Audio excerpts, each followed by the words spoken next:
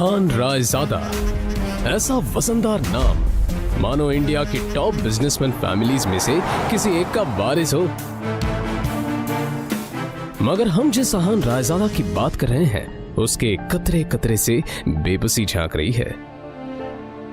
अहान एक करोड़पति business family का दामाद तो जरूर है, मगर उसकी हालत पर घर के नौकर भी कहते हैं, कुछ पैसे चाहिए तो बता देना, तुम्हारी गरीबी देखी नहीं जाती।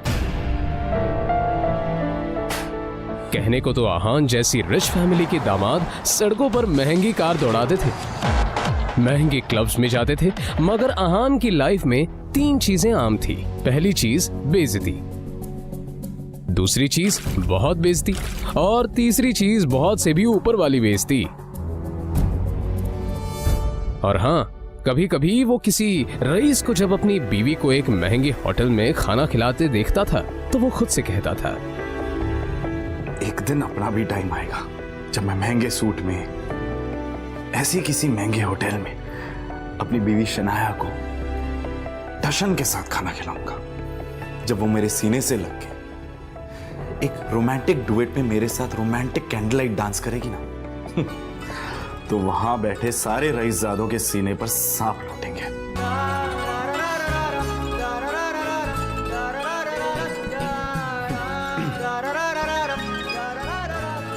जरूर शनाया ने बहुत विश। अहान चौंक कर उठ खड़ा हुआ। मोबाइल स्क्रीन पर देखा तो शगुन का फोन था। अहान के सारे सपने छूमंतर हो गए। शगुन अहान की बीवी शनाया की कजिन थी, जो हमेशा ही अहान को नीचा दिखाने की कोशिश करती थी। मोबाइल की तरफ देखकर अहान ने बुरा सा मुंह बनाया और फिर कुछ सोचकर फोन उठा लिया। मेरे प्यारे जीजा जी, फोन नहीं उठाते आप? वो मैम। अच्छा वो सब छोड़िए, आप एक काम कीजिए, साहू ज्वेलर्स पे मेरा एक नेकलेस पड़ा है, मैंने ओनर को कॉल कर दिया है, वहाँ जाके नेकलेस कलेक्ट करके मेरे घर पे आइए। शगुन, मुझे बैंक जाना है और ये मैं बैंक जाने का तेवर किसी और को दिखाइएगा जीजा जी। वैसे भी आपको हमारे फैमिली के टुकड़ों पर ही पलना है ना? तो जितना काम कहा जा रहा है उतना कीजिए। और हाँ, नेकलेस के साथ में ओनर आपको 30,000 रुपए भी देगा, वो लेकर मेरे घर पे आ जाइए। और 30,000 रुपए में से 1 रुपया भी कम नहीं होना चाहिए, समझे ना? देखो शगुन, आज तक मैंने कभी चोरी नहीं की। और दूसरी बात यह कि अगर मुझ पर इतना डाउट है तो किसी नौकर को भिजवा के करवा लो। क्या है ना, बहस करने की इजाजत आपको है नहीं, तो जितना काम कहा जा रहा है उतना कीजिए। 1 घंटे के अंदर नेकलेस और पैसे लेकर मेरे घर आ जाइए। और फिर से कह रही हूँ, 30,000 रुपए में से 1 भी रुपया कम नहीं होना चाहिए। बाय।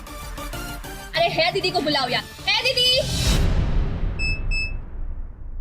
निकला और जैसे ही सामने देखा तो उसकी सांस यामिनी गिल अपनी कुछ सहेलियों के साथ रमी पार्टी में व्यस्त थी। तभी यामिनी जी की एक सहेली ने अपने सैंडल की तरफ देखकर कहा, यामिनी, ये देखो ना, तुम्हारे यहाँ आते आते मेरा बेल्ट टूट गया चप्पल का, अब मैं घर कैसे जाऊंगी? अरे इसमें टेंशन लेने वाली कौन सी बात है, तुम पार्टी एंजॉय करो, मैं नौकर से कह दूंगी, वो ठीक करवा कर लाएगा। ना ना, मैं नौकरों पे भरोसा नहीं करती, मेरी चप्पल महंगी है, तू एक बार टूट गई चप्पल तो मैं दोबारा पहनती नहीं हूँ, लेकिन क्या करूँ, घर भी तो जाना है ना। अहान उस तरफ से निकला ही था जब यामिनी जी की नजर उस पर पड़ गई। डोंट वरी, नौकर नहीं है, नौकर से थोड़ा ऊपर ही है, वो तुम्हारा काम अच्छे से करेगा। आहान सुनो, ये चप्पल लो और उसे ठीक करा कर लाओ। तभी यामिनी जी की सहेली ने कहा, यामिनी, ये सब काम दामाद से अच्छा नहीं लगता। अरे तुम इतना टेंशन क्यों ले रही हो, वैसे भी इसे ये सब काम करने में बड़ा मजा आता है। तुम लोग को भी कोई काम हो तो बता दे रहा। दामाद है तो क्या हुआ, चप्पल भी ठीक नहीं करा सकता? कुछ तो करे, वैसे भी कुछ करता धरता तो है नहीं। ये मैसेज पढ़ते ही अहान के होठों पर एक स्माइल आ गई और उसकी पूरे दिन की टेंशन जैसे गायब ही हो गई। आज पहली बार शनाया ने उसे ऑफिस बुलाया था। एक वही तो थी उसकी जिंदगी में जिसकी मुस्कुराहट देखकर वो खुद को जिंदा रखता था। शनाया का चेहरा देखे बिना अहान को चैन नहीं मिलता था और उसके बस में होता तो शनाया की हर एक खुशी के लिए खुद को लाखों बार कुर्बान कर देता। रास्ते में अहान को एक फूलों की दुकान मिली।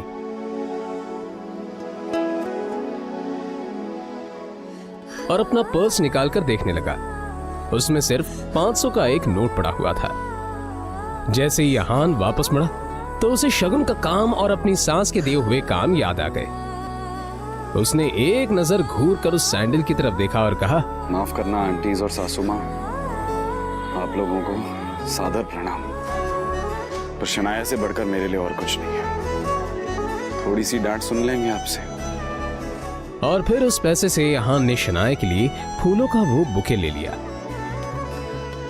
आज वो पहली बार गिल कंस्ट्रक्शन के ऑफिस जा रहा था, जो कंपनी गिल खानदान की थी। ये सोचकर आज वो फूला नहीं समा रहा था कि वहां उसका अच्छे से स्वागत होगा, कि तभी सामने से आने वाले एक आदमी से अहान टकरा गया। उसका नाम देव मल्होत्रा था। यू इडियट, दिखाई नहीं देता तुम्हें? पता नहीं कहां से मुंह उठाकर चले आते हैं। इस ऑफिस में तुम्हारी खड़े होने की भी औकात नहीं, और ऐसे टहल रहे हैं जैसे तुम्हारी खालेजी का घर है।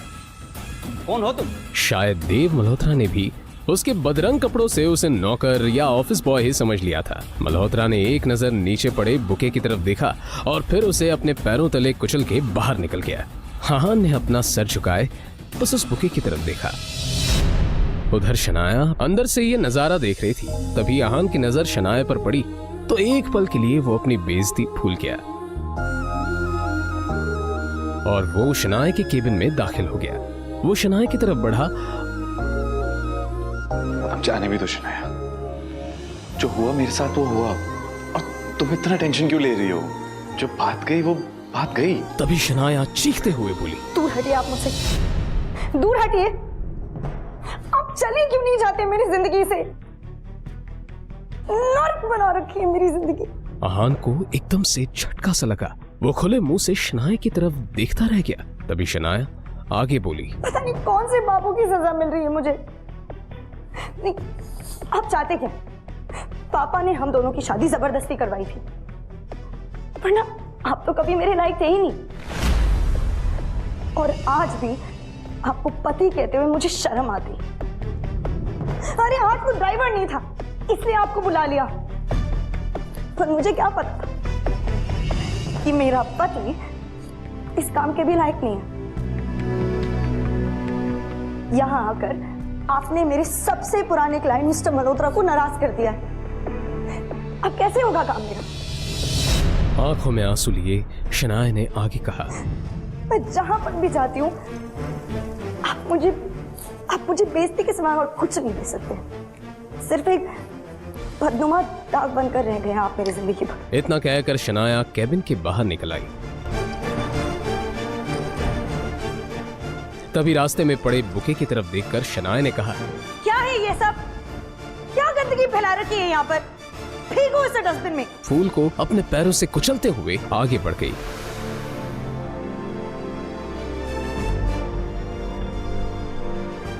मल्होत्रा अपनी कार में बैठा पहले से शनाया का इंतजार कर रहा था।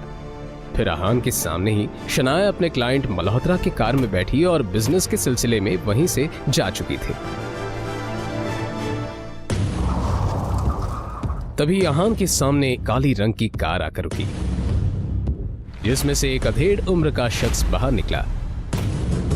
अहान उसे देखते ही चौंक गया, क्योंकि उसकी यहां आने की उम्मीद अहान को बिल्कुल नहीं थी। वो आदमी अहान के सामने आकर बोला, यंग मास्टर, एशिया की सबसे अमीर कंपनी और रायजादा ग्रुप के अरबों रुपए का बिजनेस एम्पायर आपका इंतजार कर रहा है। वक्त आ गया है कि आप आकर अपना बिजनेस संभालें। आखिर कौन है ये आदमी? अहान के साथ शनाया के इस बर्ताव का कारण क्या है? क्या है अहान की कहानी? जानने के लिए बने रहिए इस कहानी के साथ।